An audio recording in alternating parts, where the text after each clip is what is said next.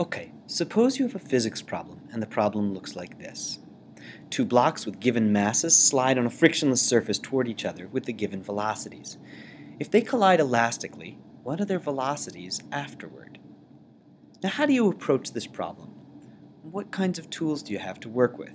Well, two crucial principles come to mind. These two pillars of physics depend on certain conditions, so before we launch into things, we'd best check to see if they're applicable. First of all, what permits us to appeal to energy conservation? Energy conservation depends on no work being done by non-conservative forces. Is that fair to say here? Well, there's no friction, so we're set there, and furthermore, we're told that the collision is elastic. This means that the forces of interaction between the colliding bodies are conservative. The potential energy stored in the moment of being smacked together is all returned afterward as the bodies spring apart again. How about momentum? Conservation of momentum requires no net external forces, or as it's sometimes said, a closed system. Gravity may act on the blocks in our problem, but normal forces do as well, and these two net out to zero. So we're all set to apply our two principles.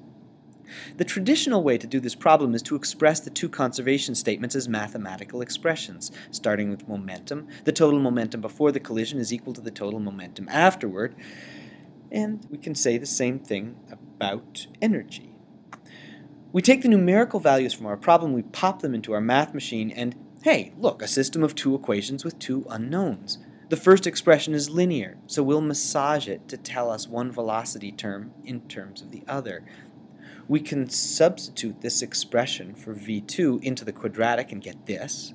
We square out the numerator and get this, multiply through by a half, and now we should be able to take this and make it look like a respectable quadratic by collecting all the terms over on the right. If we divide through by the leading coefficient, happily we find, hey, Bob's your uncle, this factors neatly. So, we can see we have two solutions. How do we interpret them? Well, let's look at the original system. The implied solutions tell us that if momentum and energy are to be conserved, that V1 can only have the value of 1 or 3. And before the collision, the value is 3, so we must infer that after the collision, the velocity is positive 1. So what's the final velocity of the other block? Well, we can plug v1 equals 1 back into our momentum equation, and we find that v2 final is 6 meters per second. All right, done. Nice. Now that's the traditional approach, but it is not the only approach.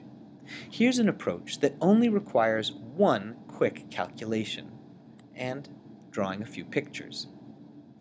The first thing we do is find the velocity of the center of mass.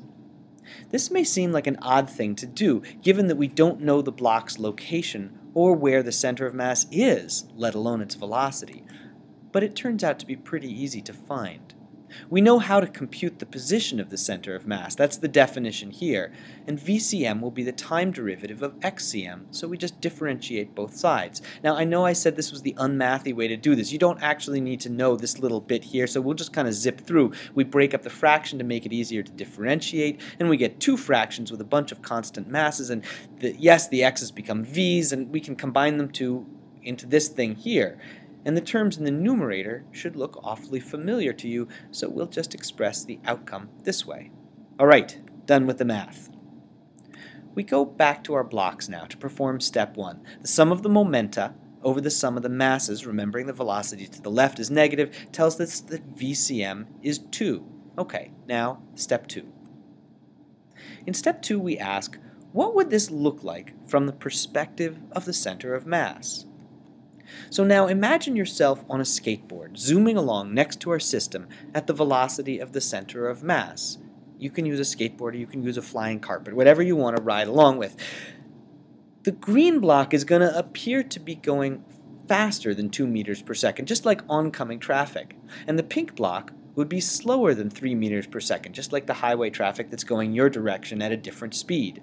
If you imagine yourself to be stationary, which makes sense, because compared to ourselves we're never moving, you might see things like this. The green block comes at you at 4 meters per second, and the pink at 1. If you don't want to do this by visualization, or maybe skateboards give you the willies because once you fell off your cousin's skateboard when you were 6 and you skinned your knee, and then you spent the afternoon trying to pretend that it was cool, even though things were not at all cool. But in any case, we can get the same result by computing the relative velocities. The velocity of each block relative to you, if you travel along at the center of mass, is the original velocity minus the velocity of the center of mass, which is 2. And if you are wondering at this point how the green block gets to be going at 4, which is to say, why is it that I'm claiming that 2 minus 2 is 4, then you should pause right now and sort it out, because this is a thing worth thinking about. Step 3. Reverse the velocities. Seriously, you just change their directions. This is the genius moment, the moment when we solve simultaneous equations just by looking at the picture in the right way. Why does this work? First, the laws of motion are supposed to work the same no matter what reference frame we use. Second, you have just created a symmetrical system. 4 at 1 and 1 at 4, the total momentum is 0. If you flip the velocities, the total momentum is still 0.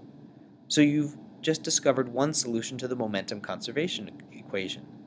The third thing is that the kinetic energy depends on the square of the velocity. So changing the sign of the velocity doesn't affect the kinetic energy. You have also just magically found a new state for the system with precisely the same kinetic energy as the one you started with. Yes, Bob is your uncle. Now that we've done our magic, we have to go from the perspective of the center of mass to the way normal people see the system. We have to restart the center of mass to its original speed. The easiest way to do this is to add positive 2 to all the velocities. That's it. You're done. In 4 simple steps, you have just taken a system and found a second state for it with the same total energy and momentum, all without solving those stinking quadratic simultaneous equations. Pretty neat, huh? Oh, and by the way, the numbers all check out. The total kinetic energy beforehand is equal to the total kinetic energy afterward. The total momentum beforehand is equal to total momentum. Did I just say before? Anyway, they're the same before and after. Pretty sweet.